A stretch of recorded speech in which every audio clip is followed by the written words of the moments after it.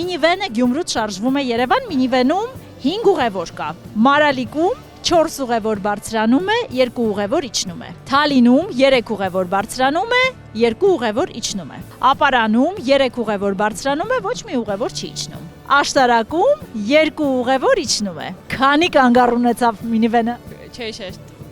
Դրա վրա չէի շեշտվել։ Կացա դուք ուղևորներին էիք հաշվում։ Շատ լավ։ Երևի 6։ Չէ, Պոպուծի հավելվածի մասին գիտեք։ Ոչ։ Պոպուծին հավելված է, որը ներառում է Հայաստանի բոլոր երթերը մեկ հարթակում։